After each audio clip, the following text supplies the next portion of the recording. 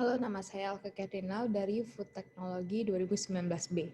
Hari ini saya akan mempresentasikan jawaban dari pertanyaan arahan mata kuliah dasar-dasar manajemen dengan topik Manager as Decision Maker.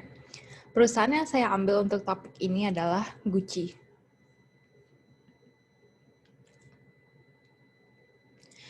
Saya akan menjawab soal pertama, yaitu langkah decision yang dilakukan oleh manajer pada perusahaan ini.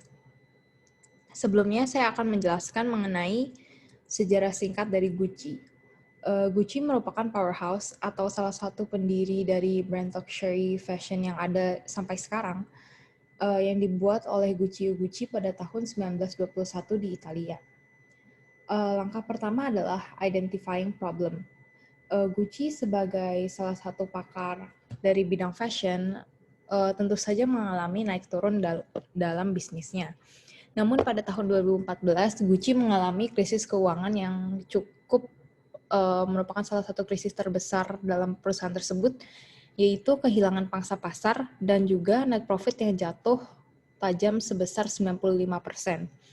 Kemudian pada tahun 2015, pada tanggal 1 Januari, CEO dari Gucci, Patrizio Di Marco, meninggalkan perusahaan tersebut. Kemudian hal ini diikuti dari peninggalan Frida Giannini dari perusahaan tersebut juga. Frida Giannini itu merupakan direktur kreatif dari Gucci sekaligus istri dari Patrizio Di Marco. Kemudian, chairman dan kepala eksekutif Kering Group, yaitu parent company dari perusahaan Gucci, Bottega Veneta, Balenciaga, Alexander McQueen, dan juga brand luxury di bidang fashion lainnya, memutuskan untuk merekrut Marco Bizzarri, CEO dari Bottega Veneta, untuk menjadi CEO dari Gucci yang berikutnya, untuk menggantikan Patrizio Di Marco. Prestasi Marco Bizzarri sebagai CEO dari Bottega Veneta antara lain meningkatkan pendapatan brand Bottega Veneta dari 400 juta euro menjadi 1 miliar euro. Yang kedua ada identifying decision criteria. Setelah diangkat menjadi CEO, Marco Bizzarri itu ditugaskan untuk membalikan penurunan penjualan dari Gucci yang saat itu sedang sangat drop, yaitu memberikan inovasi baru pada merek tersebut. Namun ada 3 hal yang harus diperhatikan untuk membuat decision bagi seorang CEO baru dari Gucci. Itu yang pertama cost. Gucci adalah perusahaan yang sedang sangat jatuh. Maka dari itu, Gucci akan susah mencari investor yang akan menginvest dari perusahaan tersebut untuk membangun atribut-atribut baru, terutama karena CEO dan direktur kreatif sebagai desainer itu mengundurkan diri. Yang kedua ada risk, yaitu adanya ancaman kejatuhan dan kebangkrutan Gucci secara permanen karena salah satu domain fashion yang terbesar di bidang fashion. Jika Bizzarri tidak mampu memutarbalikkan situasi dalam merekrut direktur kreatif yang baru sebagai desainer. Yang ketiga, ada outcome yang diharapkan oleh CEO dari Kering Group, yaitu Pinault. Ia mengharapkan Bizzarri itu mampu menggait direktur kreatif yang baru dan menyusun strategi elevasi bisnis Gucci yang baru. Yang ketiga dan keempat, yaitu step untuk developing and analyzing alternatives. Saat itu Gucci sudah menggait CEO baru. Bagaimana dengan posisi direktur kreatif yang masih kosong? Di sini ada 4 kandidat berdasarkan yang saya baca dari artikel. Yang pertama itu ada Rachel Mansur dan Floriana Gabriel yang membangun Mansur Gabriel, suatu brand fashion yang mendesain bucket bags yang sempat menjadi mode dalam dunia fashion. Yang kedua ada Tabitha Simons sebagai stylist yang membuat brand sepatu luxury dan ia pernah bekerja dengan Dolce & Gabbana dan Tory Burch dan ia ini sangat terkenal di bidang fashion dan sehingga memiliki koneksi yang sangat banyak di bidang fashion. Yang ketiga ada Christophe Lemire sebagai mantan direktur kreatif Hermès dan sekarang itu ia memiliki posisi di Uniqlo sebagai desainer. Yang keempat ada Alessandro Michel sebagai Associate Creative Director dari Gucci yang dulu bekerja di bawah Giannini, direktur kreatif sebelumnya. Namun di artikel yang saya baca itu sebenarnya tidak ada menyebutkan Alessandro Michel, karena bisa dibilang ia cukup unexpected untuk menjadi kandidat dari direktur kreatif yang baru karena ia benar-benar tidak begitu terkenal dan tidak punya koneksi. Lalu langkah kelima ada implementing the alternatives. Marco Bizzarri sebagai CEO baru dari Gucci mengangkat Alessandro Michele sebagai direktur kreatif baru Gucci. Alessandro Michele ini pemikirannya mengenai budaya itu tidak terbatas. Jadi dalam pembuatan desain-desainnya, ia tuh menggabungkan berbagai sejarah fashion menjadi fashion masa terkini. Dan juga estetikanya itu berbeda karena bisa dilihat itu banyak pattern floral, pattern Gucci yang lama, dan lain-lain, dan juga sangat individualistis karena tidak ada brand yang serupa dengan desainnya Michele, dan juga berani menolak homogenisasi. Karena bisa dibilang desainnya itu cukup androgeni, yaitu baik untuk laki-laki maupun perempuan itu bisa dipakai. Dan hal ini membuat Marco semakin yakin untuk memberikan Michele kesempatan untuk menunjukkan bakatnya. Untuk menjawab dari langkah kedua tadi yang identifying alternative itu, risk untuk menggait Alessandro Michele, awalnya itu Bizzarri dianggap gila karena estetik dari Michele itu sangat berbeda dari desainer pendahulu Gucci sebelumnya. Karena Michele itu bukan desainer terkenal dan tidak memiliki koneksi karena sebelumnya hanya bawahan dari desainer. Cost itu, Bizzarri memberi Michele kesempatan, yaitu membuat pertunjukan runway untuk menunjukkan kekreatifannya dalam desain-desain baju dan tas pada Mei 2015 di Gucci Cruise Collection New York. Outcome yang terjadi setelah mengimplementasikan desain-desain dari Alessandro Michele, Gucci itu sekarang menjadi fashion trendsetter, di mana salesnya meningkat dan menjadi brand luxury yang sangat unik dan menonjol. Dan juga ada penerobosan baru dalam fashion, bukan hanya sekedar cyclical fashion, di mana hal ini tuh fashion itu bisa dibilang itu memutar. Karena tren dari tahun 1990-an itu bisa tren kembali tahun ini ataupun tahun lalu, atau tren pada tahun 2000-an bisa tren kembali di tahun sekarang. Lalu yang terakhir ada evaluating decision effectiveness.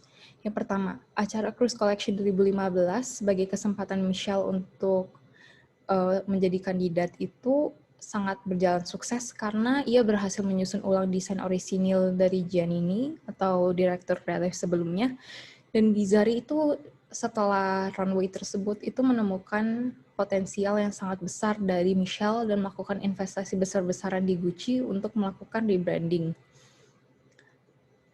Kemudian, sejak Michele memperkenalkan konsep baru dari Gucci yang menyatukan kode-kode historik dan simbol-simbol Gucci yang terdahulu dan yang baru, ia tuh secara tidak langsung memperkenalkan the new Gucci. Dengan harapan itu bisa meningkatkan sales yang merendah tadi, karena sudah menunjukkan self-expression dan juga memiliki gaya individualitas tersendiri. Dan yang ketiga, Gucci itu sekarang sudah memiliki khasnya tersendiri, di mana banyak orang di dunia fashion jika melihat suatu desain itu sudah tahu kalau ini tuh pasti keluaran dari Gucci, sehingga menjadi estetika dan sensasional, sehingga sampai ada slang yang yaitu Gucci yang berarti oke. Misalnya I'm Gucci itu berarti I'm okay.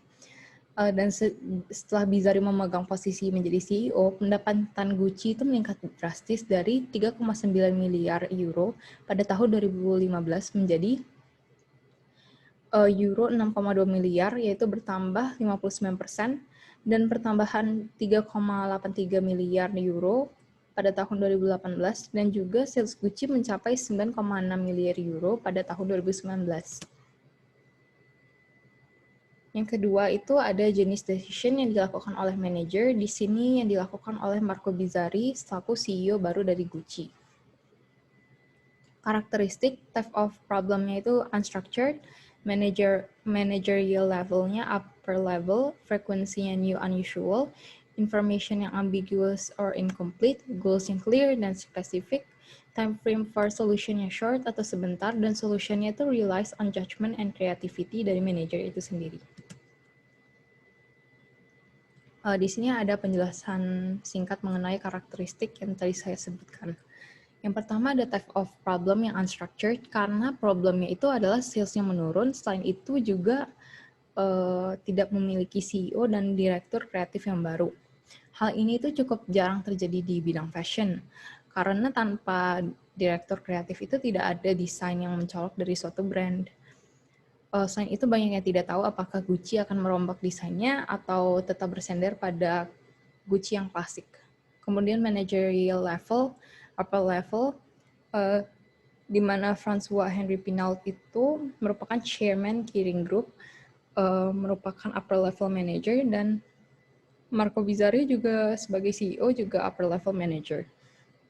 Frekuensinya itu new dan unusual karena problem ini itu salesnya menurun drastis dan kehilangan CEO dan direktur kreatif bersamaan dalam waktu yang singkat bukanlah permasalahan yang sering terjadi.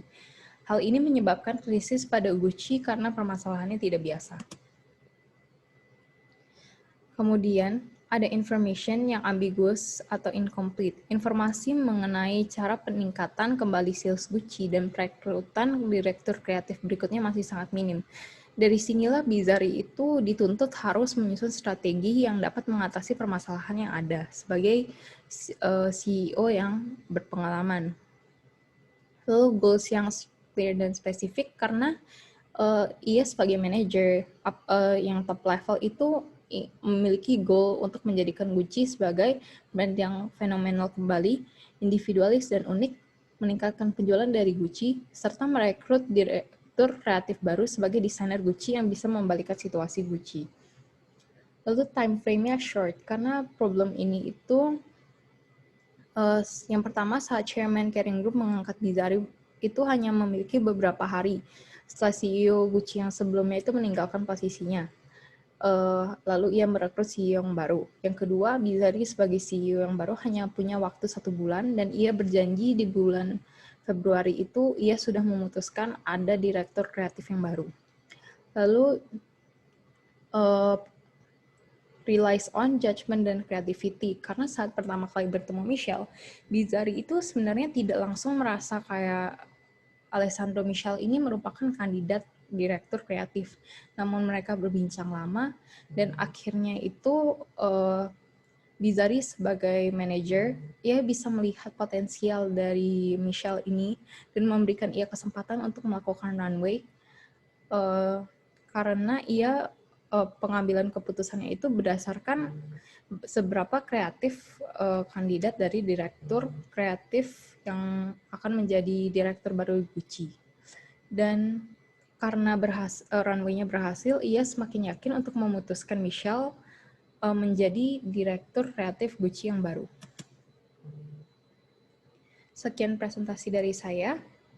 Menurut saya, Marco Bizzarri sebagai CEO yang baru di Gucci ini sangat bisa melakukan tugasnya dengan baik karena ia memiliki pandangan yang sangat luas dengan pengalamannya dan juga kreativitasnya. Ia bisa melihat seseorang yang sebelumnya itu bahkan tidak dikenal siapa-siapa menjadi direktur kreatif yang sekarang dikenal di seluruh dunia, apalagi di bidang fashion.